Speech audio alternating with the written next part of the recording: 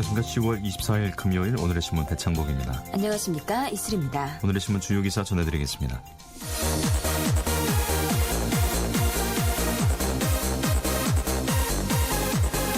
한국과 미국 양국은 당초 2015년 12월 1일로 예정됐던 전시작전 통제권 전환 시기를 재연기하기로 최종 합의했습니다.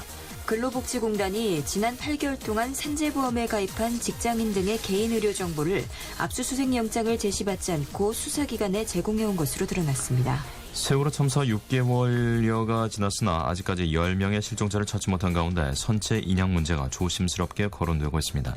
국제전기통신연합 전권회의에 참석하러 입국하려던 서아프리카 기니 대표단 2명이 23일 밤 인천공항에서 출국 조치됐습니다. 이상 오늘의 주요 뉴스였습니다. 한마음의 노래입니다. 갯바위.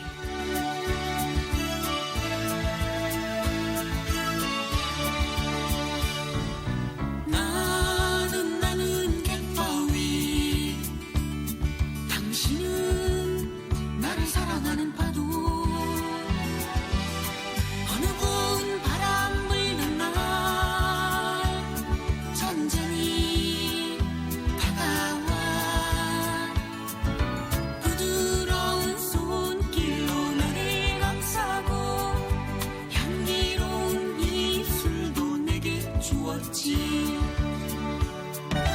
세찬 비바람에 내 몸이 베이고 이는 파도에 내 뜻이 부서져도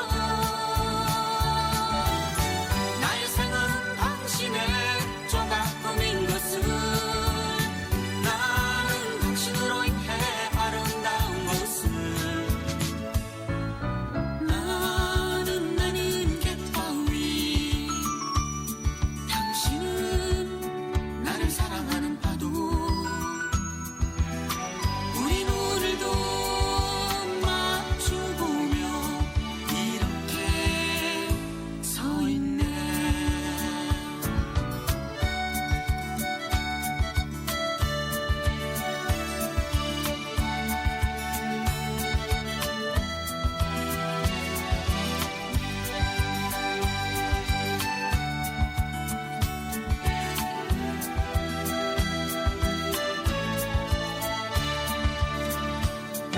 세찬 비바람에 내 몸이 베이고 이는 파도에 내 뜻이 부서져도 나의 생은 당신의 조각품인 것을 나는 당신으로 인해 아름다운 것을 나는 갯바위 당신은 나를 사랑하는 파도 우린 오늘도 마주보며 이렇게 서 있네. 나는 갯바위 당신은 나를 사랑하는 파도 우린 오늘도 마주보며 이렇게 서 있네. 이렇게 서 있네.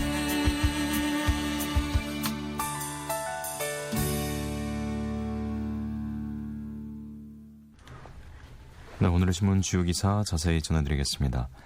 한국과 미국 양국은 당초 2015년 12월 1일로 예정됐던 전시작전 통제권 전환 시기를 재연기하기로 최종 합의했습니다. 세계일보 기사입니다.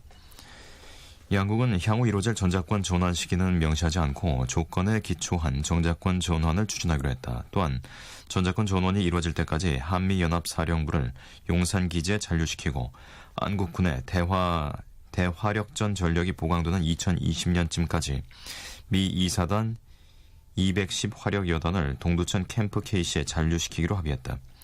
한민국 국방장관과 척 헤이글 국방장관은 23일 오후 워싱턴에서 열린 제46차 한미연례안보협의회에서 이 같은 내용을 담은 15개 항목의 공동성명을 채택하고 조건에 기초한 전작권 전환을 위한 양해각서에 서명했다.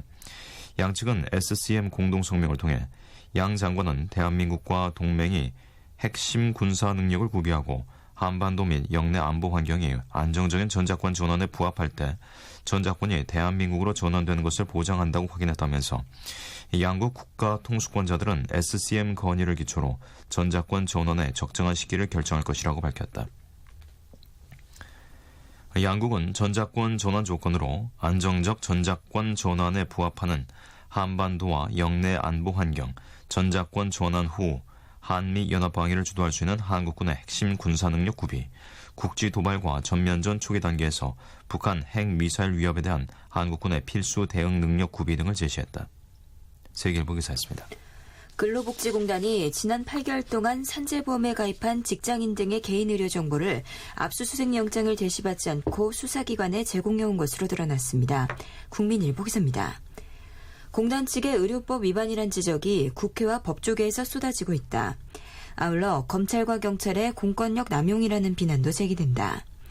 국회 환경노동위원회 소속 새정치민주연합 우원식 의원은 근로복지공단이 제출한 자료를 분석한 결과 이같이 드러났다고 23일 밝혔다.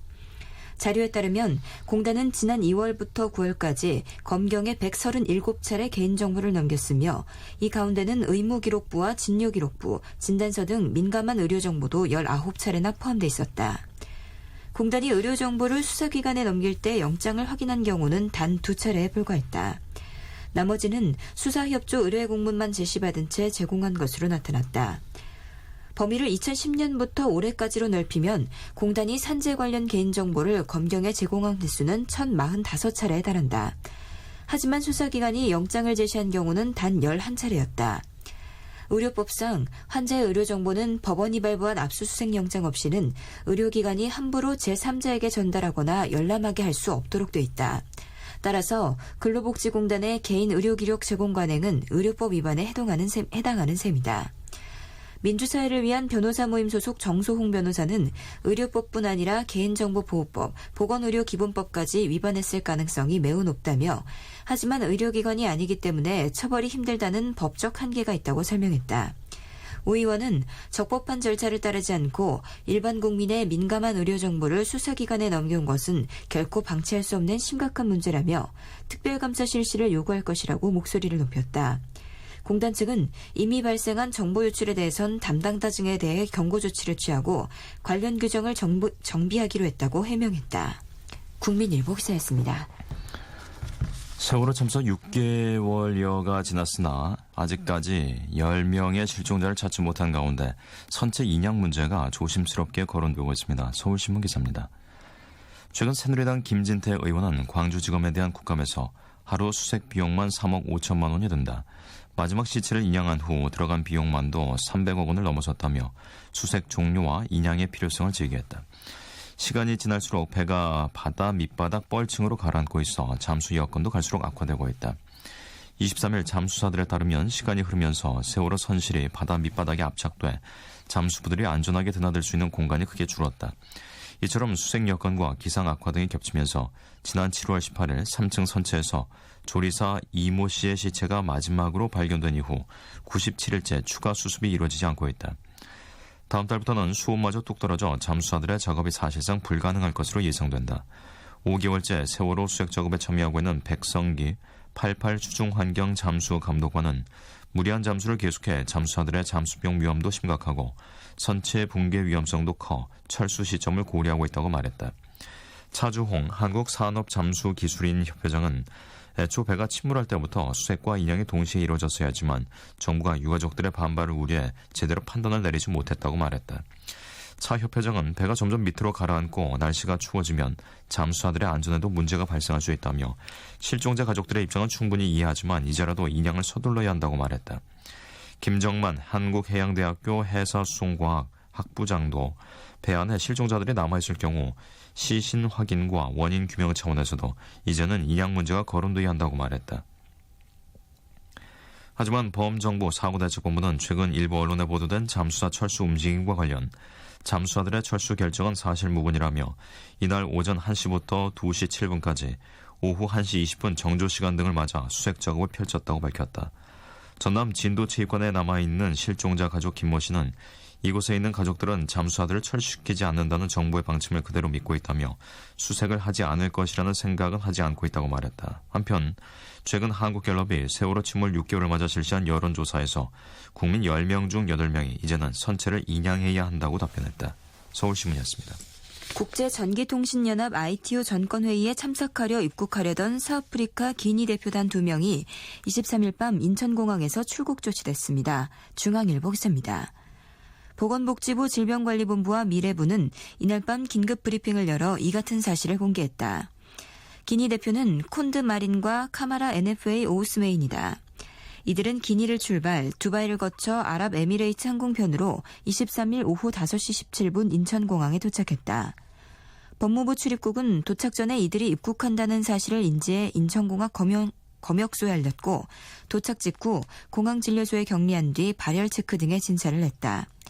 양병국 질병관리본부장은 두 사람의 체온이 정상이었고 에볼라를 의심할 만한 증세가 없었다고 말했다. 정부 당국은 기니 대표 두 사람에게 ITU 불참 대상자임을 통보하고 자진 출국을 권유했고 이들이 받아들여 출국하기로 결정했다. 이들은 이날 밤 11시 55분 두바이행 EK323편으로 출국했다. 양 본부장은 기니 정부가 ITU 전권회의에 대표단을 참석시키지 않겠다고 했으나 두 사람이 이를 모르고 입국하려 한 것으로 확인됐다고 말했다. 에볼라가 번지고 있는 기니, 라이베리아, 시에라리온 등 3개국은 한국 정부의 ITU 전권회의 불참 권고를 받아들여 18일 공식적으로 참여하지 않기로 했었다. 중앙일보 기사였습니다. 김미도가 부릅니다. 또 찍고.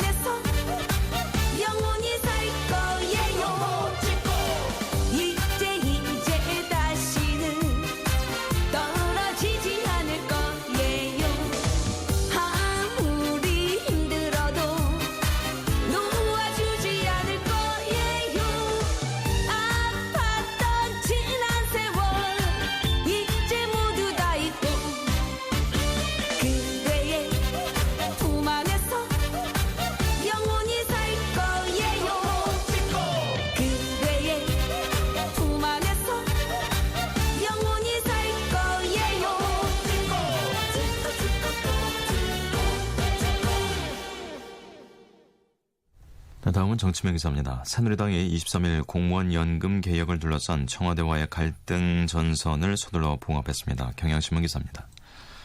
당청은 연말이냐 내년 4월이냐는 시기와 정부냐 여당이냐의 개혁 추출을 놓고 전날까지 충돌 조짐을 보였다. 하지만 새누리당이 이날 공무원 연금 개혁 관련 법안을 의원 입법 형태의 속도전으로 처리하기로 하면서 결국 청와대 뜻대로 정리가 됐다. 새누리당은 이날 국회에서 열린 최고위원회의에서 당사자인 공무원들의 반대 등을 감안해 정부 입법보다는 의원 입법 형태로 추진하는 것이 바람직하다고 의견을 모았다. 개정안 발의는 김무성 대표 등 최고위원들과 원내 부대표단 전원이 공동으로 하기로 했다. 하는 게 중요하지 시기가 중요하냐며 청와대와 이견을 보였던 김 대표는 연내라 못 박을 경우 야당과 대화하기 어려워지지 않겠나 그런 차원이라며 물러섰다. 김 대표는 야권 주요 인사들이 청와대와 새누리당의 갈등을 부추기는 얘기를 많이 하는데 당청 갈등은 전혀 사실이 아니다라며 이치에 맞지 않은 말을 억지로 갖다 붙이는 견강부회로 볼 수밖에 없고 정치 자체의 질을 떨어뜨리는 전형적인 과거 정치라고 주장했다. 새정치민주연합 문재인 박지원 의원이 월권, 독재, 모멸감 등의 단어로 박근혜 대통령을 비판한 것을 두고 한 말이다. 김 대표는 기자들에게 연금개혁의 현실적인 부분을 얘기하는 건데 왜 나와 청와대의 갈등으로 자꾸 보도를 하느냐고 했다. 결국 본인의 개헌 본물 발언으로 촉발된 갈등을 야당과 언론 탓으로 돌리는 듯한 입장을 취한 것이다. 경향신문이었습니다. 존 케리 미국 국무장관이 22일 주한미군 감축 관련 발언을 하면서 한미 양국이 민감하게 반응했습니다. 조선일보 기사입니다. 케리 장관은 이날 독일 베를린에서 가진 기자회견에서 북한이 비핵화를 논의할 준비가 된 대화에 복귀하고 비핵화 등에서 진전이 이뤄지면 위협 자체가 축소되기 때문에 이 지역에서의 미군 주둔 수요를 감축하는 절차를 시작할 준비가 돼 있다고 말했다. 이를 두고 주한미군 감축 논의가 실제로 진행되고 있는 게 아니냐는 해석이 나왔다. 특히 북한이 억류하고 있던 미국인 제프리 에드워드 파월을 전격적으로 석방하면서 미 북한 물밑 대화 가능성도 제기됐다. 케리 장관의 발언에 노광일 외교부 대변인은 북한의 실질적인 비핵화를 촉구하기 위한 것으로 보고 있다며 주한미군의 감축이나 현재 병력 수준 유지에 관해선 내가 아는 바로는 어떤 논의도 없다고 말했다. 그러면서 노 대변인은 주한미군은 2008년 캠프 데이비드 정상회담에서 현재 수준인 28,500명으로 유지하기로 합의돼 있고 그런 공약은 매년 한미안보협의회 SCM을 통해 지속적으로 확인되고 있다며 비핵화가 되면 그때나 논의할 수 있을 사안 아니겠나 그런 취지로 답변한 것으로 안다고 답했다. 워싱턴 DC를 방문 중인 윤병세 외교장관도 일부 특파원과 만난 자리에서 주한미군 감축은 먼 훗날 비핵화가 실현되는 국면에서 논의할 문제라고 말했다. 그러면서 윤 장관은 북한이 파월 씨를 석방하긴 했지만 북한 태도에 큰 변화가 있다고 단정하기 어렵고 미국 당국자들도 현 정책에 변화가 없다는 입장을 견지하고 있다고 말했다. 북한이 핵을 포기하겠다는 입장을 보이지 않는 이상 대화의 가능성이 크지 않기 때문에 주한미군 철수 등의 이후 논의가 이뤄지기는 쉽지 않다는 취지다. 미국 측도 즉각 진화에 나서면서 케리 장관의 발언을 확대 해석하는 것을 경계했다. 국무부의 마리아프 부대변인은 케리 장관의 발언은 전혀 새로운 것이 아니다라며 장기적인 관점에서 북핵 문제가 해결되면 해당 지역 안보 상황의 변화에 따라 주둔 병력 감축 문제 등을 논의할 수 있다는 미국의 오래된 입장일 뿐이라고 말했다. 조선일보 기사였습니다. 새누리당 보수혁신위원회는 국회 파행 시 국회의원의 세비를 지급하지 않는 등의 무노동 무임금 원칙을 추진하기로 결정했습니다. 한국일보 기사입니다. 하지만 당내 반대 여론이 상당한 데다 야당의 반발도 커 현실화 과정에서 논란이 벌어질 전망이다. 혁신위는 20일 전체 회의를 열고 국회원 구성이 늦어지거나 국회가 파행 공전하거나 국회의원이 구속된 상태일 경우 세비를 지급하지 않기로 결정했다. 특히 회의가 열렸는데도 국회의원이 정당한 사유 없이 회의에 불출석할 경우에는 세비를 삭감하기로 했다. 독립기구인 세비조정위원회를 만들어 현재 국회 운영위원회에서 다뤄온 세비에 대한 심의 의결 권한을 위임하는 방안도 추진한다.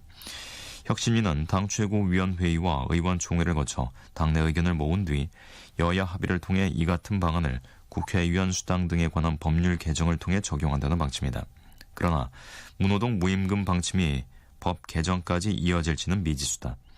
당장 당내의 반발이 만만치가 않다. 한 재선 의원은 본회의나 상임위 회의에 참석하는 것은 중요하지만 지역 활동 역시 소홀할 수 없는 게 국회의원의 현실인데 지나친 것 같다고 지적했다.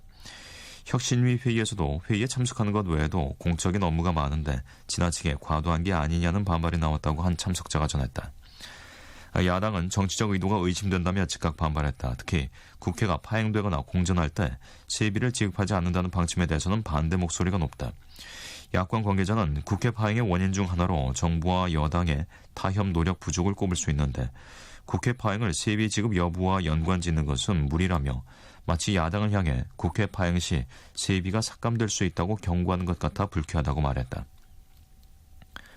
다만 새정치민주연합 역시 세비 산정에 대한 공정한 심의를 위해 세비산정위원회를 별도로 설치해야 한다고 주장을 한 만큼 독립기구를 만들어 국회 운영위원회에서 다뤄온 세비심의 의결 권한을 위임하자는 방침에 대해서는 여야가 의견을 모을 가능성이 크다.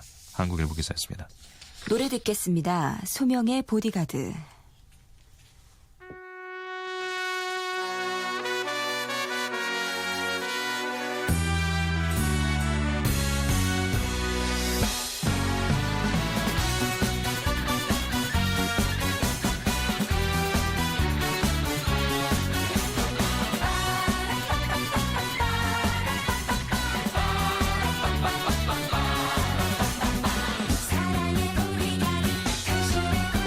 힘들고 지치면 나를 찾아와 내 가슴 물고 들어와 만만치 않은 세상살이에 나 당신 지킨다 총알 화살 쌩쌩쌩 날아들면 이 한 몸 던진다 감마가 낸다 천둥 번개 쾅쾅쾅 내려치면 날 잡아 꽉 잡아 사랑의 보디가드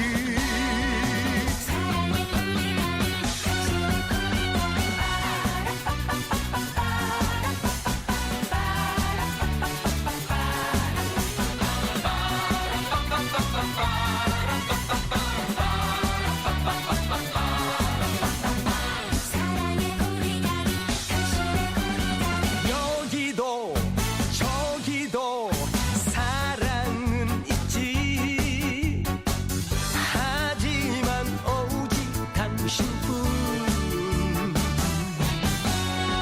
장미를 닮은 빨간 입술에 나 인생을 건다 총알 화살 쌩쌩쌩 날아들면 이 한 몸 던진다 감마가 낸다 천둥 번개 쾅쾅쾅 내려치면 날 잡아 꽉 잡아 사랑의 보디가드 날 잡아 꽉 잡아 사랑의 보디가드 당신 보디가드야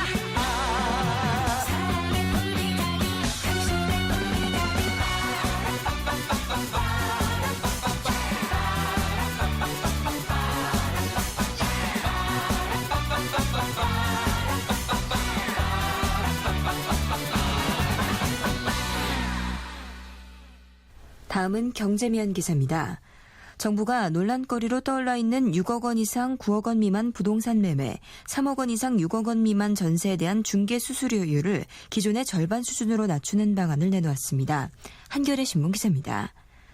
국토교통부는 23일 경기도 안양 국토연구원에서 열린 부동산 중개보수 체계 개선을 위한 공청회에서 기존의 6억 원 이상이었던 부동산 매매의 최고 구간 중개 수수료율을 6억 원 이상, 9억 원 미만, 9억 원 이상 등 두 가지로 나누는 방안을 제시했다.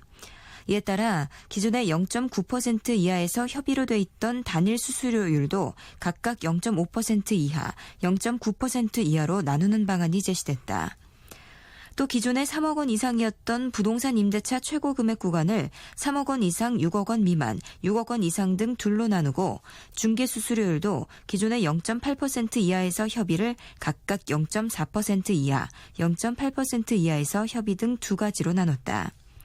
결국 매매 중개 수수료율에서 6억에서 9억 원 구간, 임대차 중개 수수료에서 3억에서 6억 원 구간이 신설돼 이 구간의 수수료율이 낮아지는 것이다. 따라서 정부의 중개 수수료율 개선안이 그대로 입법돼 시행된다면 이 구간 소비자들의 부담이 상당히 줄어들 것으로 예상된다.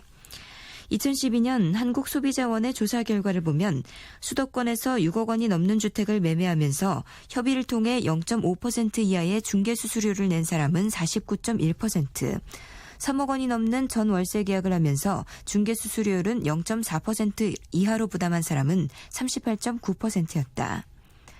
이날 국토연구원이 발표한 연구 결과를 보면 현재 중개수수료율 체계가 만들어진 2000년에 서울에서 매매가 6억 원 이상 주택 비율은 2.1%였으나 2013년에는 26.5%로 증가했다. 서울에서 임대차 가격 3억 원 이상인 주택의 비율도 2000년 0.8%에서 2013년에는 30%로 늘었다. 이렇게 고가 주택의 기준이 달라짐에 따라 중개수수료율도 세분할 필요가 있었다고 국토부는 밝혔다. 한겨레 신문 기사였습니다. 이동통신사들이 잇따라 통신요금 경감 방안을 발표했습니다. 경향신문 기사입니다. 단말기 유통구조 개선법 시행 후 단말기 보조금이 줄었으니 요금을 내려야 한다는 목소리가 높아져서다. SK텔레콤은 업계 최초로 11월부터 휴대전화 가입비를 전면 폐지한다고 23일 밝혔다. 현재 번호 이동 및 신규 가입자들은 가입비 11,880원을 내고 있다.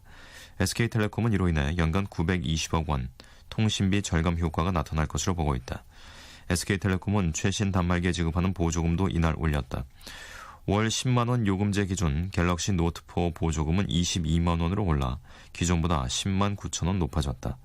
갤럭시 S5는 7만 원, G3 캣6는 5만 원 등 최신 단말기 6종 보조금이 5만 원에서 10만 9천 원가량 올랐다. 일부 단말기는 제조사와 협의해 출고가를 인하했다.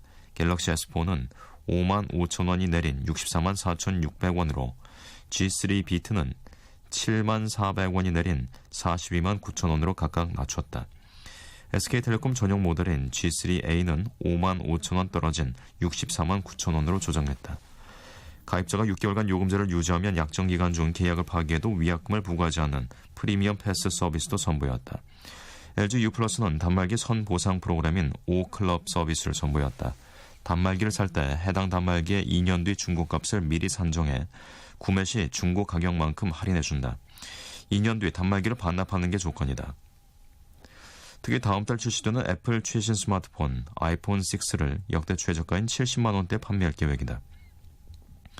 아이폰 6 16GB 모델 국내 출고가는 81만 원 정도다. 기존 아이폰 5 사용자라면 단말기 선 보상을 활용하면 아이폰 6를 거의 무료로 구매할 수 있다. 아이폰 5 중고 가격에 향후 아이폰 6 중고 가격까지 더해 할인을 해주기 때문이다. LG U+는 또 갤럭시 S4와 G3 비트 출고 가격을 SK텔레콤과 동일하게 인하했다. 이동통신 3사는 24일부터 30일까지 아이폰 6와 아이폰 6 플러스의 예약 판매에 들어간다. 경향신문이었습니다. 삼성전자에 이어 현대자동차의 3분기 실적도 곤두박질 쳤습니다. 현대차는 최근 주가가 하락하자 내년부터 중간 배당을 검토하고 있다고 밝혔습니다. 국민일보 기사입니다. 현대차는 올 3분기 영업이익이 1조 6,487억 원으로 지난해 3분기에 비해 18% 줄었다고 23일 밝혔다. 분기 영업이익 규모로는 2010년 4분기 이후 4년 만에 최저치다. 회사 측은 자동차를 지난해보다 더 많이 팔았지만 파업과 추석 연휴로 조업 일수가 감소해 국내 공장 가동률이 하락한 데다 원화 강세가 심화한 결과라고 분석했다. 실제로 현대차의 3분기 매출은 21조 2,804억 원으로 지난해보다 2.2% 늘었다. 자동차 판매도 112만 8,999대로 지난해보다 1.8% 증가했다. 결국 환율이 실적에 결정적 영향을 미친 것으로 해석된다. 이원희 현대차 재경본부장은 컨퍼런스콜에서 최근 환율이 반등하고 있어 4분기에는 수익성이 개선될 것이라고 말했다. 현대차의 1월에서 9월 누적 영업이익은 5조 6,743억 원으로 지난해에 비해 9.7% 줄었다. 영업이익률의 경우 9.6%에서 8.6%로 낮아졌다. 영업이익률을 3분기만 놓고 보면 지난해 9.7%에서 7.7%로 크게 떨어졌다. 현대차는 그룹 출범 이후 처음으로 중간 배당을 검토하고 있다고 밝혔다. 이 본부장은 최근 정부의 시책에 호응하고 주주 친화적 정책을 위해 배당을 큰 폭으로 확대하고 내년부터는 중간 배당을 실시하는 것도 검토 중이라고 말했다. 한국전력 부지 인수를 우려하는 시각에 대해서는 매년 목표하는 영업이익을 달성하면 한국전력 부지 인수에 필요한 부담을 상쇄하고 추가 유동성을 확보할 수 있다고 자신했다. 이 본부장은 부지 개발 비용은 4조에서 5조 원으로 추정되나 호텔, 쇼핑몰 등을 외부 매각 분양하면 실제 소요되는 비용은 2조에서 3조 원으로 예상되고 이는 계열사들이 나눠 부담할 것이라고 설명했다. 국민일보 옥사였습니다. 최윤아의 노래 듣겠습니다. 흔적.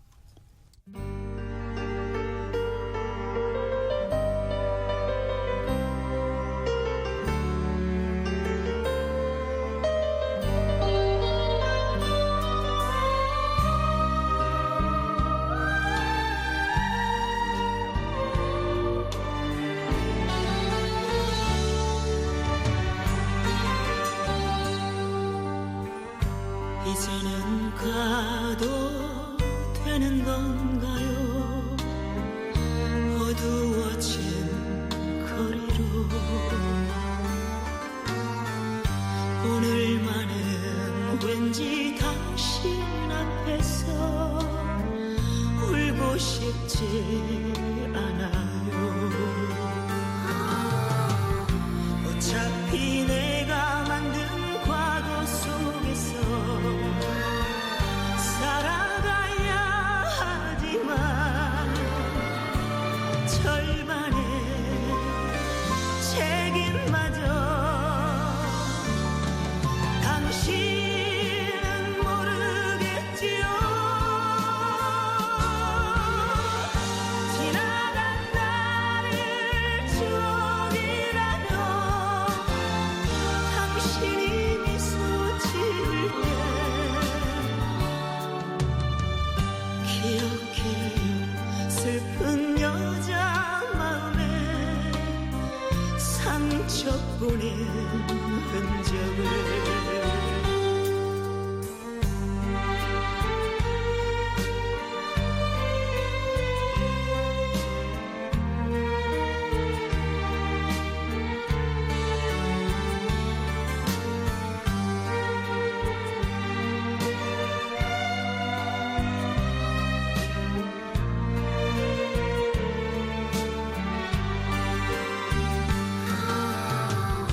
어차피 내가 만든 과거 속에서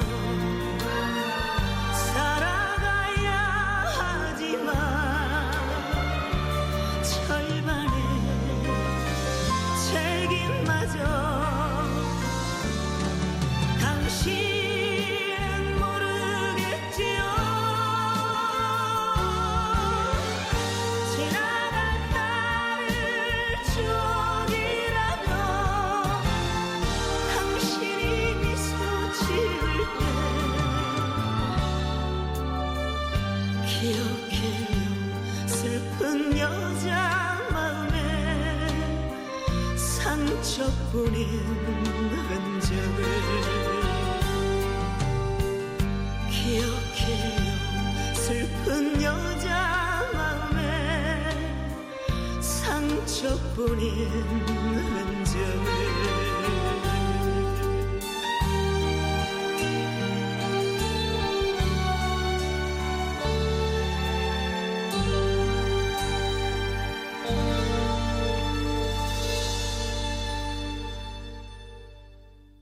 네, 다음은 기상청 연결해서 날씨 알아보겠습니다. 최형우 씨 전해주세요. 네, 내시 정보입니다. 오늘 금요일인데요. 전국적으로 맑은 하늘이 이어지겠고요. 먼지 농도 보통 수준이 되겠습니다. 발효된 특보는 없는 상황이고 다만 짙은 안개가 껴 있는데요. 오늘 오전까지는 이렇게 안개가 내륙 중심으로 특히 남부지방에 짙게 끼는 곳이 있겠습니다. 오늘 아침 기온은 어제보다 약간 올랐습니다. 서울이 9.9도, 또 가장 낮은 곳 태백이 2.3도로 출발해서 낮 기온은 어제와 비슷하거나 조금 높아 일교차가 크겠고요. 18도에서 23도 분포를 보이겠습니다. 오늘 서울, 대전, 제주 21도, 부산, 대구 22, 강릉 23도까지 오르겠고 토요일인 내일도 맑은 가운데 일교차는 10도 이상 벌어지는 곳이 대부분이 되겠고요. 일요일도 대체로 막다가 서울, 경기, 강원, 영서 쪽은 조금씩 오후부터 흐려지기 때문에 일요일 밤한때 서울, 경기, 강원, 영서에 비가 조금 예상되니까요. 이 점은 참고하시기 바랍니다. 현재 서울 기온 15.2도입니다. 기상정보였습니다. 이어서 자세한 철도 교통 상황 알아보겠습니다. 코레일 교통센터의 주인경 씨, 안녕하세요. 네, 안녕하세요. 오늘 대부분의 구간들이 이번 주 들어 가장 높은 예밀을 보이고 있습니다. 금요일답게 예밀이 부쩍 높아졌고요. 지방으로 내려가는 하행선 열차 중 용산역에서 출발하는 전라선과 장항선은 오후 3시 때 준비된 열차까지 일부 열차에 자리가 나와 있습니다. 그리고 서울역에서 대전이나 동대구 방면으로 운행하는 경부선도 동대구역을 기준으로는 오후 4시 5분 열차까지 몇 편의 KTX 열차나 새마을 열차의 좌석 예매가 가능합니다. 또 호남선과 중앙선, 태백선과 경춘선의 아이텍스 청춘 열차 역시 지방으로 내려가는 열차는 오전과 오후 일부 열차에 자리를 구하실 수 있습니다.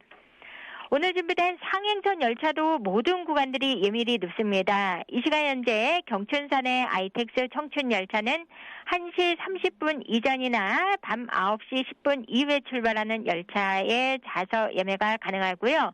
경부선과 호남선, 전라선과 장항선을 포함한 이외 다른 구간들도 오전이나 오후에 배차된 몇 편의 열차에 자리를 구하실 수 있습니다. 이런 가운데 전라선과 장항선은 주로 처음 출발한 역을 기준으로는 저녁 7시 이후에 배차된 열차에 일부 열차에 좌석 예매가 가능합니다. 그리고 오늘은 요일 특성상 늦은 시간까지 열차 이용객이 꾸준히 증가할 것으로 예상이 되니까요.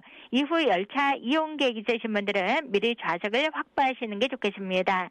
참고로 전화나 인터넷을 이용한 승차권 예약은 열차 출발 20분 전까지 하실 수 있습니다. 지금까지 코레일 교통정보였습니다. 베이로입니다. 꽃보다 아름다운 너.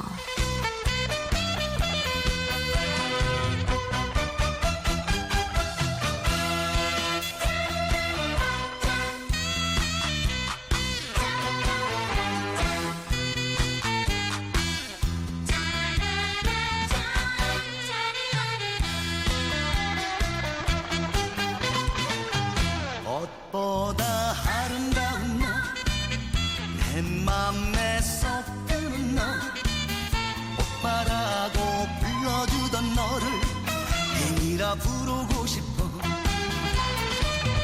상냥한 미소로 아름다운 눈빛으로 내 마음을 사로잡은 너, 내 모든 걸 다 바쳐 내 정열풀 때 우리라. 꽃보다 아름다운 너, 내 맘에 쏙 드는 너, 오빠라고 불러주던 너를 애니라 부르고 싶어.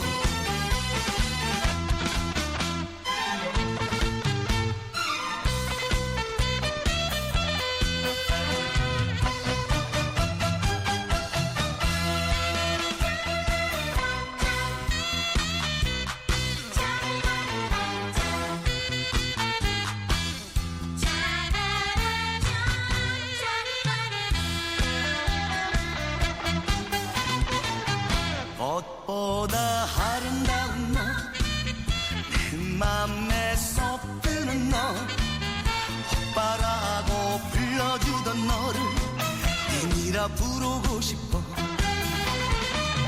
상냥한 얼굴로 아름다운 목소리로 내 마음을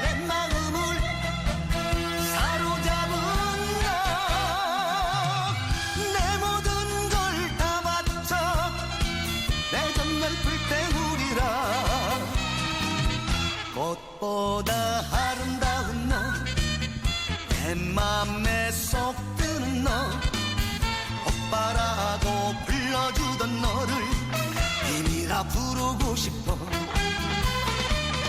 상냥한 미소로 아름다운 눈빛으로 내 마음을 사로잡은 너, 내 모든 걸 다 바쳐 내 정열 풀 때 누리라. 꽃보다 아름다운 너, 내 맘에 쏙 드는 너, 오빠라고 불러주던 너를 님이라 부르고 싶어. 오빠라고 불러주던 너를 님이라 부르고 싶어.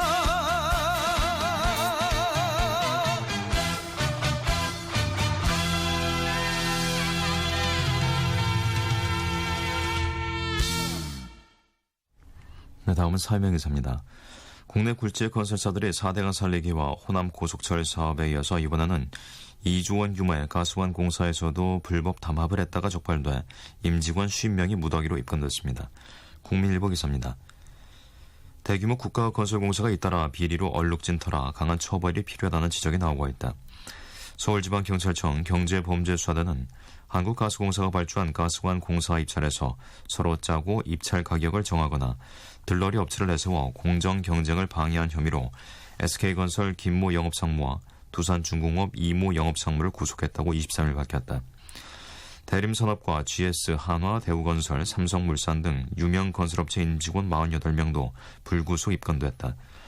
담합 입찰에 따른 국고 손실액만 3천억 원대로 파악됐다. 이들은 2009년 가스관 공사 수주액이 2조 1,300억 원에 달한다는 소문을 듣고 입찰 과정에서 경쟁을 피해 안전하게 공사를 따내려고 제비 뽑기로 공사 구간을 나눴다. 입찰 가격을 정할 때 서로 들러리를 서주는 편법도 기획했다. 입찰가는 공사 예정 가격의 80에서 85% 선에서 임의로 정했다. 해당 구간에 입찰하기로 예정된 업체가 들러리 업체의 견적서까지 만들어 전해주기도 했다. 경찰은 적발된 건설사 대부분이 4대강과 호남 고속철 사업에서도 담합 입찰을 했던 업체들이라고 설명했다. 건설사들의 담합 행위는 갈수록 규모가 크고 대담해지고 있다. 지난 7월 공정거래위원회는 2009년 한국철도시설공단이 발주한 호남 고속철 사업에서 입찰 담합을 한 대림, 대우, SKGS, 현대건설, 삼성물산, 현대산업개발 등 28개 업체에 시정명령을 내리고 역대 최고 과징금 3,479억 원을 부과했다. 당시 검찰은 이들이 챙긴 부당이익이 1조 원에 이를 것으로 추정했다. 지난해 9월에도 들러리 입찰 방식으로 4대강 공사를 따낸 대형 건설사 11곳에 전 현직 임원 22명이 입건됐다. 한편 경찰은 이번 사건의 제보자가 당초 공정위에 먼저 제보했으나 증거 부족이란 이유로 반려됐다는 진술을 확보하고 담당 공정위 사무관을 직무유기 혐의로 조사 중이다. 국민일보였습니다. 지난해 감청영장 한 개당 38개의 전화번호 또는 인터넷 모바일 메신저 계정이 감청당한 것으로 나타났습니다. 한겨레 신문 기사입니다. 영장 하나로 수십 명의 사생활이 감시된다는 추정이 숫자로 확인된 것이다. 국회 법제사법위원회 소속 서영교 새정치민주연합 의원이 23일 대검찰청 국정감사에서 공개한 미래창조과학부 자료를 보면 지난해 법원이 발부한 감청영장은 157개다. 수사기관이 이를 근거로 감청한 유선전화, 전자우편, 카카오톡, 카페 등 인터넷 모바일 메신저 계정은 6,032개다. 서 의원은 감청영장 하나에 많은 전화번호가 들어가는 게 문제다라며 수사기관이 국가보안법 위반 혐의를 명분 삼아 시민들의 인터넷 모바일 메신저를 샅샅이 뒤진다고 말했다. 그는 일본 법무성이나 미국 연방대법원 웹사이트를 보면 감청 결과 보고서가 공개돼 있다며 검찰도 투명하게 공개해야 한다고 말했다. 이에 김진태 검찰총장은 국가안보나 주요 범죄에 대해서는 대응 능력이 현저히 약화되고 있다며 까다로운 감청영장 기준이 오히려 문제라고 주장했다. 또 김 총장은 다음 카카오의 감청영장 집행거부 선언에 대한 질의에 검찰이 법을 집행하는 기관인데 어떤 조치를 해야 하지 않나 생각한다고 밝혀 논란이 일었다. 이상민 법사위원장이 법률상 제재 조항이 없는 걸로 아는데 어떤 방법으로 조치하겠다는 건가라고 묻자 김 총장은 제재 규정이 없다고 대응을 안 해도 되는 건 아니라고 본다. 직접 집행하는 등 수단을 강구하겠다고 말했다. 이날 국감에서는 법무부가 2012년 대선 6개월 전 비공개 규칙을 만들어 집중관리 대상 검사를 선정 관리해온 사실도 드러났다. 한겨레 신문 기사였습니다. 수천억 원대의 재력가 송모 씨를 청부 살해한 혐의로 구속 기소된 김형식 서울시 의회 의원이 공범 팽모 씨와 범행 전 주고받은 카카오톡 메시지가 법정에서 추가로 공개됐습니다. 세계일보 기사입니다. 23일 서울 남부지법 형사 11부 심리로 열린 4차 국민참여재판 기일에서 검찰은 김 의원과 팽 씨의 휴대전화를 복구해 확보한 카카오톡 메시지를 공개했다. 팽 씨는 지난해 9월 17일 김 의원에게 잘 되겠지, 긴장은 되는데 마음은 편안해라는 메시지를 보냈고 이에 김 의원은 잘 될 거야, 추석 잘 보내라고 답했다. 다음날 팽 씨는 오늘 안 되면 내일 할 거고 내일 안 되면 모레 할 거고 어떻게든 할 거니까 초조하지 말라는 메시지를 김 의원에게 보냈다. 이는 검찰이 기소 단계에서 이미 증거로 공개했던 내용이다. 팽 씨는 이어 지난해 11월 4일 애들은 10일 날 들어오는 걸로 확정됐고 오면 바로 작업할 거다라는 메시지를 김 의원에게 보냈다. 팽 씨는 앞선 공판에서 이 문자에 언급된 애들은 김 의원이 구해달라고 부탁한 청부 살해업자들이라고 증언했지만 변호인은 팽 씨가 하던 짝퉁 수입 일에 관계된 업자들이라고 반박했다. 올해 1월 6일 두 사람은 메시지도 주고받았다. 검찰은 이때 김 의원은 베트남에 있었다며 출국해 알리바이를 만들었으니 무조건 작업하라고 팽 씨에게 지시한 것이라고 주장했다. 그러나 변호인은 검찰이 같은 증거를 가지고 다른 말을 하고 있다며 검경이 짜맞추기를 하면서 몰아치는데 피고인이 어떤 대답을 할 수 있겠느냐며 반박했다. 세계일보였습니다. 공무원연금공단이 사망자에게 59개월간 연금을 지급한 것으로 나타났습니다. 경향신문 기사입니다. 국회 안전행정위원회 조원진 의원은 공무원연금공단에서 받은 2010년부터 지난 8월까지 과오 지급된 공무원연금 내역을 확인한 결과 34억 9,800만 원에 달했다고 23일 밝혔다. 사망신고를 하지 않은 김모 씨 유족은 59개월간 연금 9,400만 원을 받았다. 또 다른 유족 이모 씨는 49개월간 8,600만 원을 타갔다. 공단은 뒤늦게 고의로 사망신고를 기피한 것으로 파악하고 유족을 형사고발해 유죄 판결을 받아냈지만 잘못 지급한 1억 8천만 원 가운데 2,400만 원만 환수했다. 사망, 재혼, 재임용이 뒤늦게 파악돼 6개월 이상 연금이 잘못 지급된 사례도 적지 않았다. 공단은 유족연금 수급자 박모 씨와 신모 씨가 재혼한 사실을 각각 36개월과 22개월 뒤에야 파악하고 지난해 연금 지급을 중단했다. 안전행정부는 24일 수도권을 시작으로 다음 달 11일까지 7회에 걸쳐 전국을 순회하며 공무원연금 제도 개선 방안에 대해 여론을 수렴하는 공무원연금 제도 개선 국민포럼을 개최한다. 하지만 노조와 협의 과정을 끝낸다고 하더라도 입법 예고, 법제처 심사, 국무회의 등의 절차를 밟는 데는 상당한 시일이 소요돼 정부 입법으로 공무원연금 개혁을 연내에 처리하기는 사실상 불가능한 것으로 지적되고 있다. 안행부 관계자는 다음 달 중순 이후에 공무원연금법 개정안 입법 예고를 한다면 정상적으로는 연내 정부안 발의가 어렵다고 말했다. 경향신문 기사였습니다. 교육당국이 정부 정책에 반대하는 뜻을 밝힌 교사들은 경중에 관계없이 전원 고발 조치한 반면 금품 수수 등 개인적 비위를 저질러 징계를 받은 교원에 대해서는 6.3%만 고발한 것으로 드러났습니다. 한국일보 기사입니다. 23일 국회 교육문화체육관광위원회 소속 정진후 정의당 의원이 교육부로부터 제출받은 2009년에서 2014년 교육공무원 고발 현황에 따르면 교육당국은 2009년부터 올해 7월까지 554명의 교원을 고발했다. 연도별로는 2009년 94명, 2011년 2명, 2012년 26명, 2013년 38명, 2014년 394명이 고발됐다. 고발 조치된 교원의 98%는 정부의 교육정책을 비판하거나 국정 운영 방향에 문제를 제기한 이들이다. 특히 올해는 세월호 참사 진상규명과 후속 대책을 요구한 세월호 참사 교사 선언에 참가한 교사 284명이 전원 고발됐다. 2012년에서 2013년에는 학교폭력을 저지른 학생의 관련 사실을 학교생활기록부에 기재하도록 한 정책에 반대한 교사 58명이 직무유기로 고발됐고 2009년 광우병 사태 당시 정부를 비판한 전국 교직원 노동조합 교사들도 전원 고발됐다. 반면 같은 기간 급식비 횡령, 채용 비리 등 직무 관련 사유로 고발된 교원은 2%에 그쳤다. 전국 시도교육청은 2009년에서 2013년 638명의 교원을 횡령, 금품 수수 등의 이유로 징계했지만 이들 중 고발 조치한 것은 6.3%에 그쳤다. 한국일보 기사였습니다. 뱅크의 가을의 전설 전해드리면서 저희는 잠시 후 11시에 다시 찾아오겠습니다.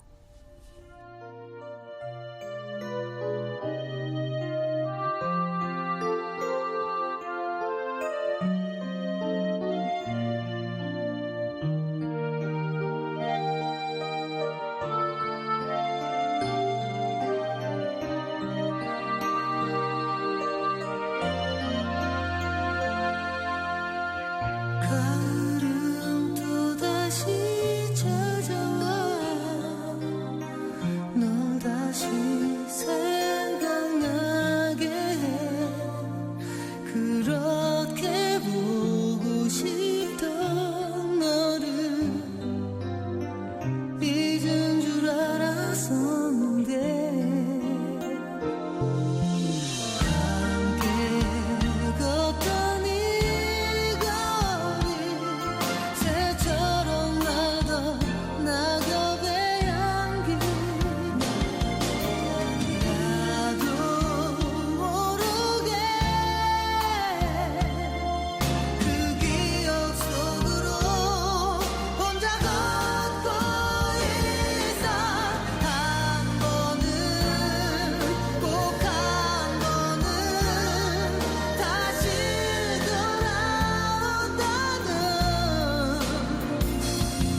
그 약속을 믿기에 나는 아직 이별을 인정할 수 없어 미안해 하지만 그냥 돌아오면 돼 네가 없는 가을은 내게 견딜 수 없는 아픔일 뿐이야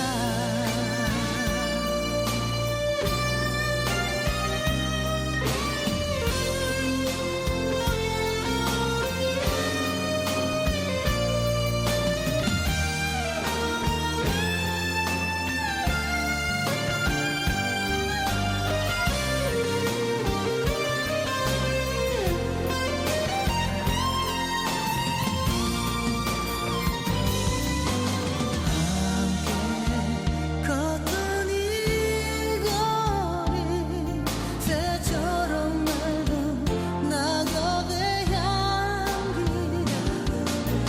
나도 모르게 그 기억 속으로 혼자 걷고 있어 한 번은 꼭 한 번은 다시 돌아온다는 그 약속을 믿기에 나는 아직 이별을 인정할 수 없어 미안해 하지만 그냥 돌아오면 돼 네가 없는 가을은 내게 견딜 수 없는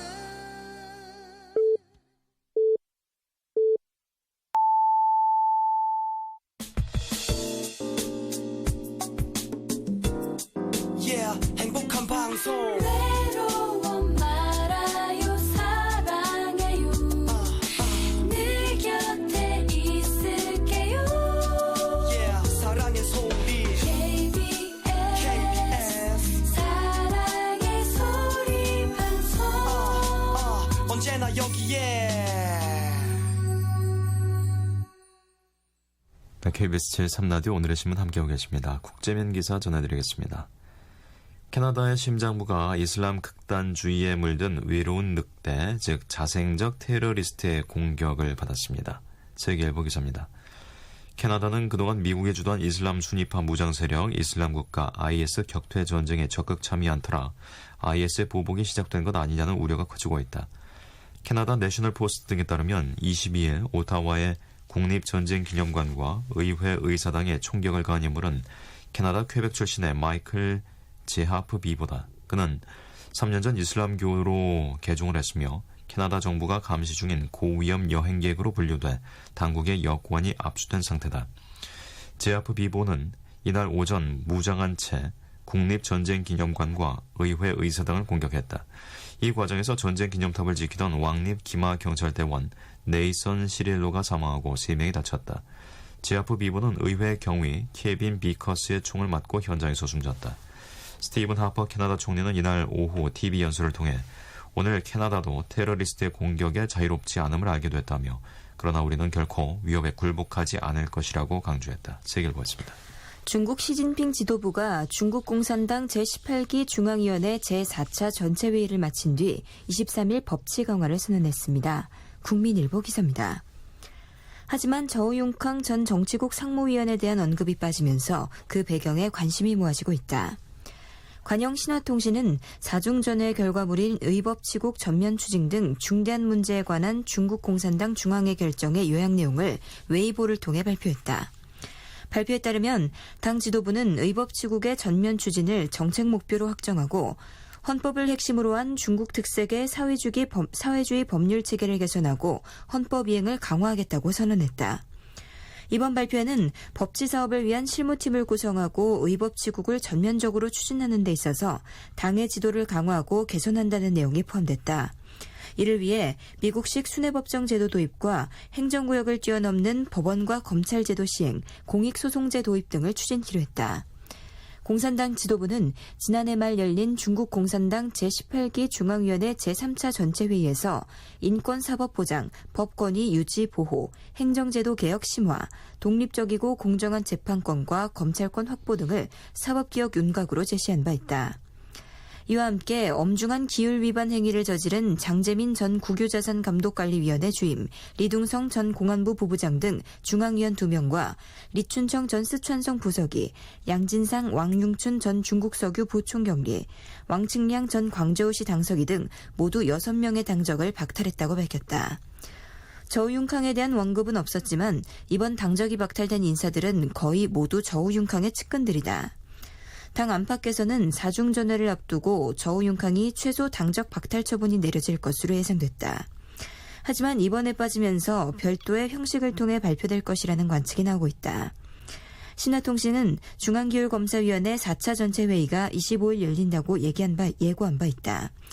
이 자리에서 저우융캉 처리 문제가 공식 발표될 가능성이 높다. 국민일보 기사였습니다.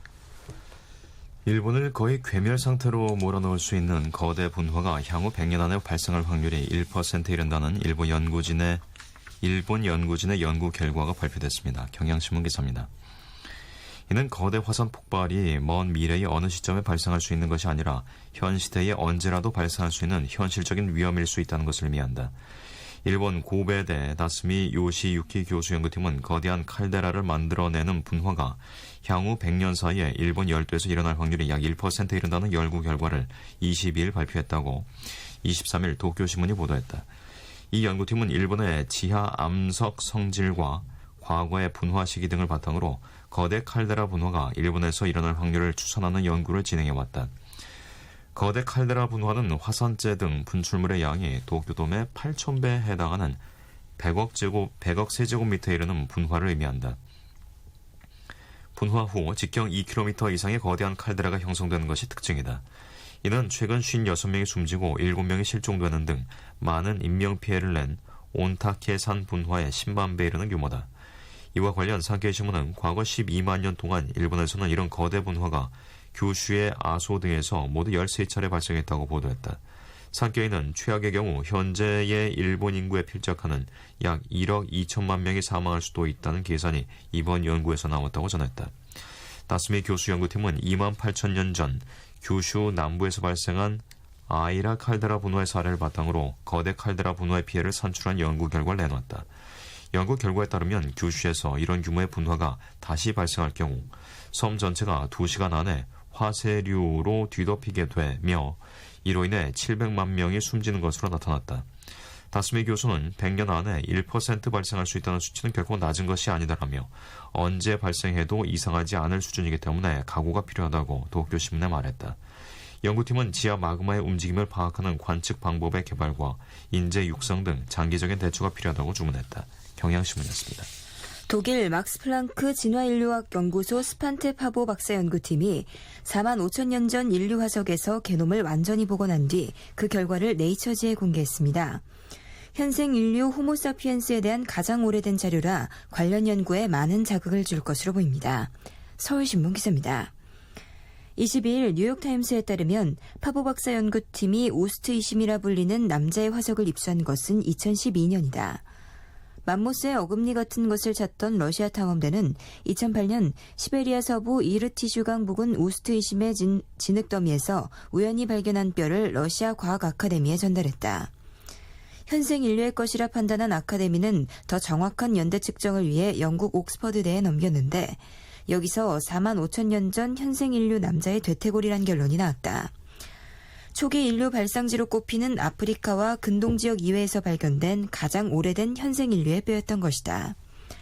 30여 년간 DNA 추출과 게놈 복원 기법을 연구해온 파보 박사 연구팀은 마침 네안데르탈인의 발가락 화석에서 추출한 DNA를 통해 네안데르탈인의 게놈을 재구성해둔 상태였다. 곧 옥스퍼드대에 샘플을 요청, 가장 오래된 현생 인류의 게놈을 재구성하고 이것을 네안데르탈인과 비교하는 작업을 진행했다.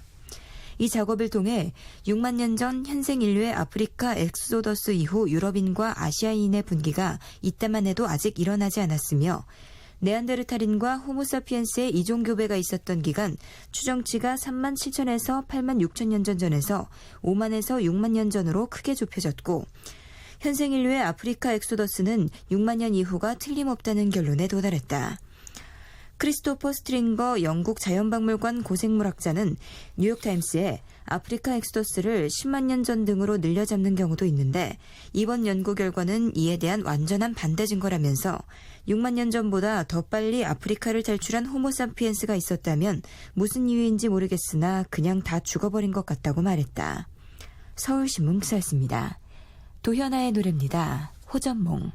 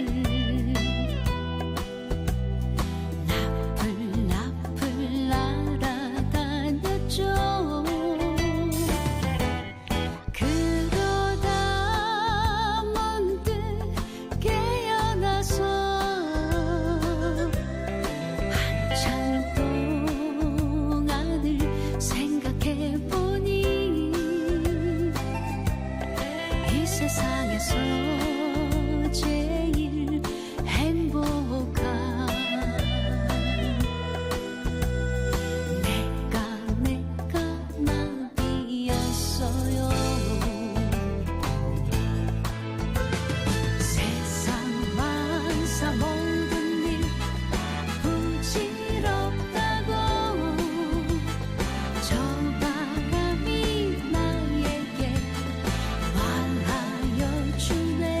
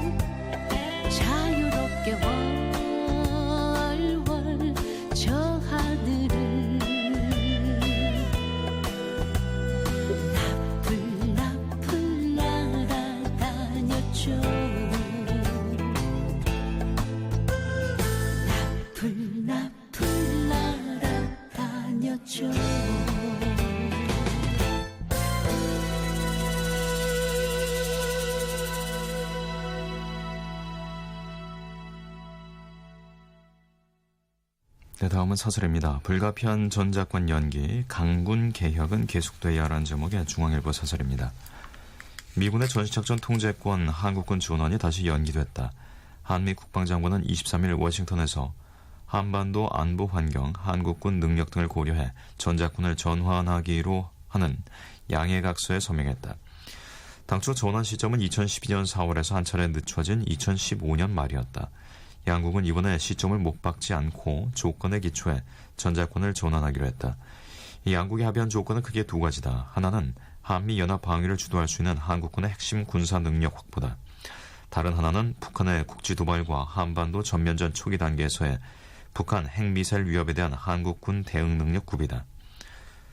북한의 대량 살상 무기 위협과 도발에 대응하기 위한 우리 군의 킬체인과 한국형 미사일 방어 체계가 2020년대 중반에 구축이 되는 만큼 실제 전환은 그때쯤 이루어질 것이라는 평가다. 전작권 전환 연기는 안보 상황을 고려하면 불가피한 측면이 있다. 북한의 대남 위협 증대 때문이다. 북한은 세 차례 핵실험을 실시해 핵무기의 고도화를 꾀하고 있다. 중단거리 미사일 성능 개량에도 박차를 가하고 있다. 올 들어 21차례에 걸쳐 미사일과 장거리 방사포를 시험 발사했다. 여기에 김정은 체제 들어 북한의 대남 위협이나 도발이 대범해졌다. 이런 상황에서 내년 말 전작권 이양은 시기상조라는 지적이 적지 않았다. 안보 불안이나 비상상황 시 경제적 파장을 우려하는 것들이었다. 전작권 전환이 이루어지면 우리 군 주도의 연합방위체제가 되는 만큼 국방비 증가 부담도 생긴다. 우리 군의 전반적인 대북 억지력도 아직 확보되지 않았다. 더군다나 주한미군은 붙박이 군이 아닌 순환군 성격이 강해졌다. 한반도 유사시 미군 증원도 과거 같지 않다. 그런 점에서 이 전작권 전환 연기는 현실적인 선택이라고 할 수 있다. 동맹을 통한 억지력 강화나 유지는 자주 국방의 한 요소다. 그렇다고 해서 전작권 전환 작업을 게을리해서는 안 된다. 주권 국가로서 우리가 전작권을 행사하는 것은 너무나 당연하다. 동맹도 국력 변화, 국민의식에 걸맞게 진화해야 살아남는다. 실제 한미 양국군은 수년간 전작권 전환 작업을 진행해왔다. 전작권 전환을 위한 연합 방위 태세 정비나 군 구조 개편 작업은 꾸준히 추진돼야 한다. 전작권 전환은 연기됐을 뿐 결국은 시간 문제이기 때문이다. 방위에서의 일국주의는 신화에 불과하지만 궁극적으로 우리 방위는 우리가 책임지기 위한 국방개혁도 멈춰서는 안 된다. 무엇보다 전작권을 가진 미군만 주둔하면 된다는 타성에서 벗어나야 한다. 그런 자세는 강군 건설의 걸림돌이다. 전작권 전환 연기에 따른 과제도 적지 않다. 킬체인과 KAMD 구축에 소요되는 17조 원의 재원 조달은 발등에 불이다. 일부 지자체의 개발 사업도 차질을 빚게 됐다. 당초 평택으로 이전키로 했던 서울 용산 한미연합사와 동두천 미 포병여단이 잔류하게 된 만큼 관계부처 지자체 간 협의와 조정도 필요하다. 안보 문제로 생긴 만큼 원만한 해결을 기대한다. 전작권 전환 연기로 미국의 무기 구매나 경제적인 부담을 요구해올 가능성도 없지 않다. 국방부는 전작권 전환 연기에 대한 한 점의 궁금증이나 의혹도 남지 않도록 국민에게 소상히 설명할 필요가 있다. 중앙일보였습니다. 다음은 에볼라 의료진 파견과 국내 안전대책 함께 모색해야 하라는 제목의 국민일보 사설입니다. 우리 의료진의 에볼라 발생 지역 파견을 앞두고 안전성 논란이 제기되고 있다. 파견 당사자들인 의료진이 먼저 안전성 문제를 지적하면서 에볼라 공포가 국내에도 상륙한 것 아니냐는 불안감이 엄습하고 있다. 대한의사협회와 대한간호협회는 지난 20일 의료진 파견과 관련해 공동 기자회견을 갖고 철저한 사전교육과 반복적 훈련이 필요하고 감염 예방을 위한 안전 매뉴얼이 신속히 보급돼야 한다고 주장했다. 이런 상황에서 에볼라 환자가 발생하면 치료를 맡는 국립중앙의료원 간호사 4명이 최근 사표를 내면서 파장이 일고 있다. 의료원 측은 이들 간호사가 바이러스 감염 우려 때문이 아니라 심리적, 육체적 피로가 누적된 탓에 사표를 낸 것이라고 해명했으나 이를 그대로 믿기 어려운 것이 현실이다. 에볼라 바이러스에 대한 방역당국의 대응 실태는 미미한 것이 사실이다. 무엇보다 의료진 감염의 주 원인인 보호장비 탈의 교육을 전담할 전문 인력이 없다는 점이 의료진을 불안케 하고 있다. 의료진의 안전이 확보되지 않은 상태에서 해외에 파견한다는 것은 설득력이 약하다. 격리병원 관리 소홀 등 국내 방역체계에 대한 문제점도 적지 않다. 새정치민주연합 배재정 의원이 질병관리본부로부터 제출받은 자료에 따르면 격리 지정병원의 격리병실 가운데 운영 가능한 곳은 극소수이거나 시설이 미비해 수용이 불가능한 곳도 있는 것으로 나타났다. 국제사회에서 차지하는 우리나라 의료의 위상과 인도주의 차원에서도 국내 의료진을 보내는 것은 당연하다. 그러나 파견에 앞서 안전성에 대한 확실한 방안 마련이 선행돼야 한다. 그럴 일이 없어야겠지만 만에 하나 에볼라 환자가 발생할 경우에 대비해 국내에 완벽한 격리치료시설과 전문 인력을 갖춰야 한다. 이를 위해 방역체계와 방역잔구 전반에 대해 철저한 점검을 해야겠다. 가장 우려스러운 것은 확인되지 않은 공포의 확산이다. 방역당국은 국민들이 막연한 불안에 휩싸이지 않도록 주도 면밀한 안전계획을 세우고 정확한 정보를 제대로 알리는 등 적극적인 대국민 홍보에 나서야겠다. 국민일보 기사였습니다. 조항조의 노래 듣겠습니다. 사랑꽃.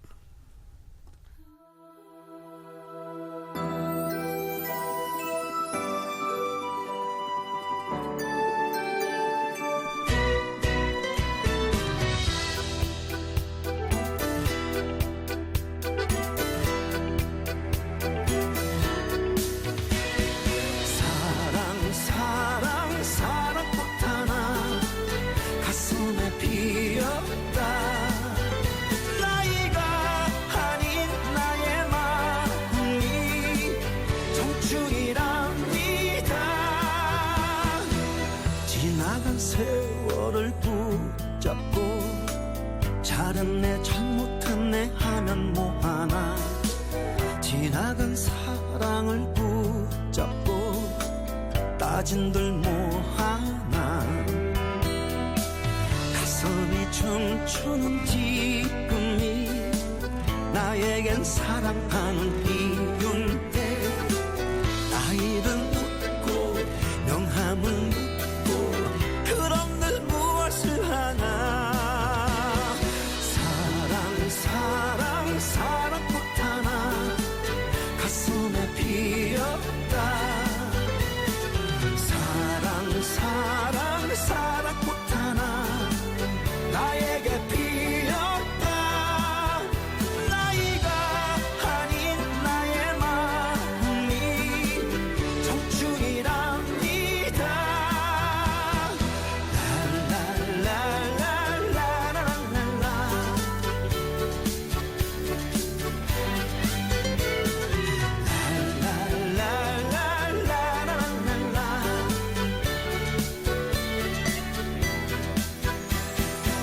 살다가 한 번은 누구나 넘어져 부딪히고 한숨을 쉬지.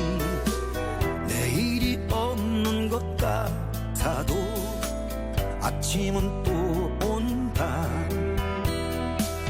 열정이 숨쉬는 지금이 나에겐 살아가는 이유인데 나이를 묻고 명함을 묻고 그럼 늘 무엇을 하나. 사랑꽃 하나 가슴에 피었다. 사랑꽃 하나 나에게 피었다.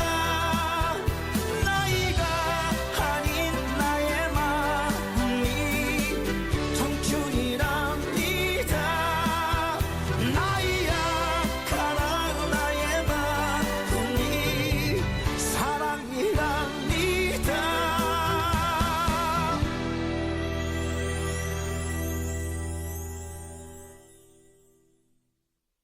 네, 다음은 스포츠 소식입니다. 인천 장애인 아시안게임의 폐막식 주제가 언제 어디서나로 정해졌다고 합니다. 한국일보 기사입니다.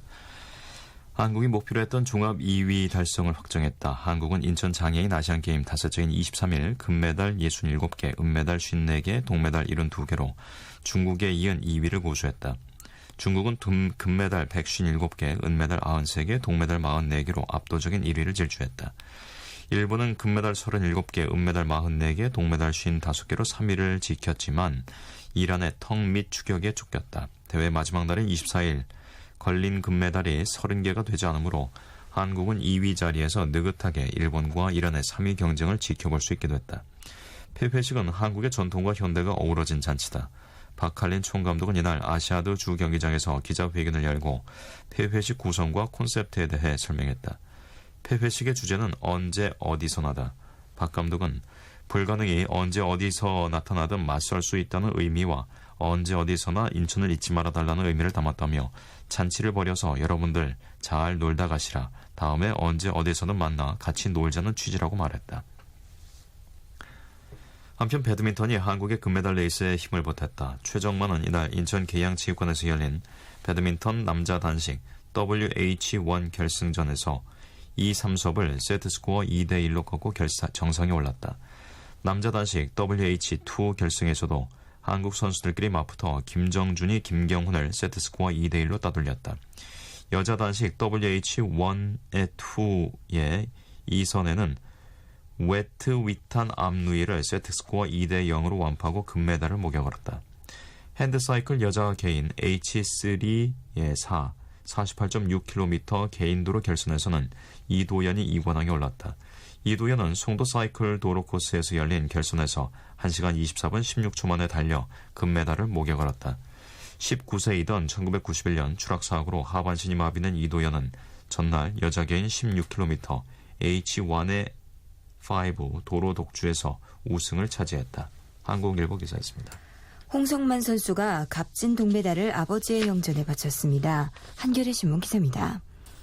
홍성만은 23일 인천 아시아드 주경기장에서 열린 2014 장애인 아시안게임 휠체어 육상 남자 1600m T53, T54 결승에서 유병훈, 정동호, 이기혁과 함께 달려 3분 17초 22 만에 결승선을 통과하며 중국과 타이에 이어 3위에 올라 동메달을 목에 걸었다. 홍성만은 동료들과 잠시 기뻐한 뒤 미리 준비한 차를 몰고 떠났다. 이날 아침 아버지가 돌아가셨기 때문이다. 아버지가 돌아가셨다는 소식을 들은 홍성만은 아버지의 빈소에 가는 대신 경기장에 남았다. 아들 된돌이로 한 걸음에 달려가고 싶었지만 참았다. 2016년 리우 패럴림픽 출전에 영향을 줄 수 있는 경기이기에 선수로서의 본분도 지켜야 했고 무엇보다 이날 예정된 개주 경기는 자신만의 경기가 아닌 오랫동안 함께 훈련해온 동료들 모두의 레이스였기 때문이다. 홍성만은 동료들이 혹시라도 흔들릴까봐 아버지가 돌아가신 일을 알리지 않았다. 동료들과 좋은 성적을 거둔 뒤 빈소에 가기로 생각했다. 그게 선수로서 동료와 아버지, 자기 자신에게 최선을 다하는 것이라고 생각했다. 홍성만은 이를 악물고 이날 경기를 했다. 오전에 열린 남자 800m T54 결승에서는 타이 선수와 부딪히면서 완주하지 못했다. 팔도 부상을 당했다. 아버지의 빈소에 가는 것도 미루고 참가한 경기였다. 이번 대회 자신의 마지막 레이스인 1600m 개주만큼은 포기할 수 없었다. 1번 주자로 스타트를 끄는 홍성만은 아픈 팔을 신경 쓸 겨를도 없이 최선을 다해 휠체어를 밀었고 49초 12의 기록으로 바통을 넘겨줬다. 홍성만의 마음을 아는지 뒤이어 유병훈과 정동호, 이기학이 최선을 다해 달렸고 끝내 값진 동메달을 목에 걸었다. 한겨레 신문 기사였습니다. 김지혜가 부릅니다. 몰래 한 사랑.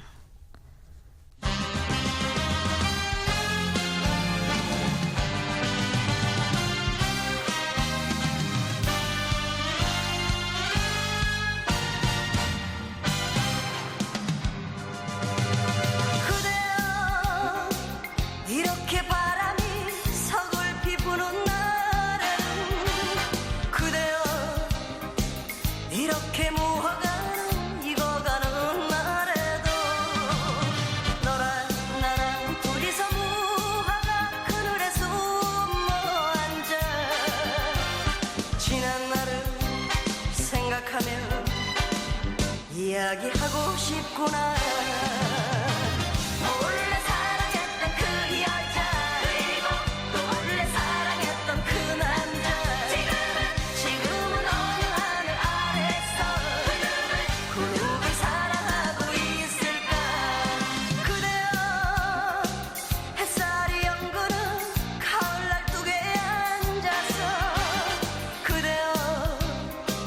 이렇게 여미어진 마음 열고 싶을 때는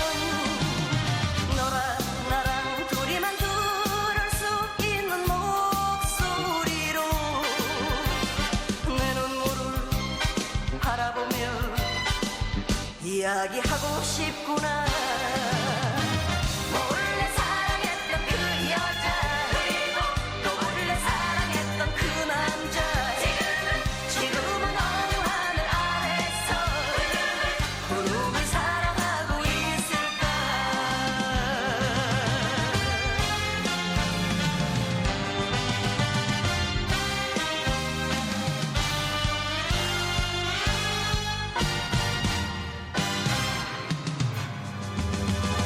그대여 이렇게 바람이 서글피 부는 날은, 그대여 이렇게 무화가 익어가는 날에도 너랑 나랑 둘이서 무화과 그늘에 숨어 앉아 지난 날을 생각하며 이야기하고 싶구나.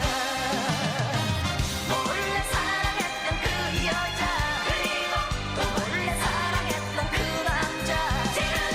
지금은 어느 하늘 아래서 그 누굴 사랑하고 있을까. 몰래 사랑했던 그 여자, 그리고 또 몰래 사랑했던 그 남자. 지금은 어느 하늘 아래서 그 누굴 사랑하고 있을까.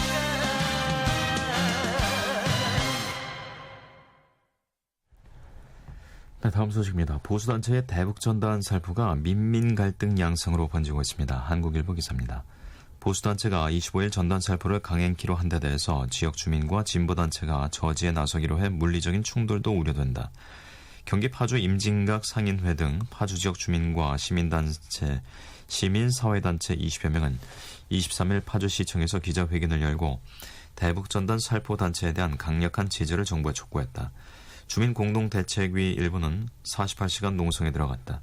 임진각 상인회 등은 북한의 연천 총격 이후 임진각 관광객의 발길이 뚝 끊겼다며 항공법상 비행금지구역인 휴전선 일대에서 대북전단을 날리는 행위를 강력하게 제지해야 한다고 요구했다.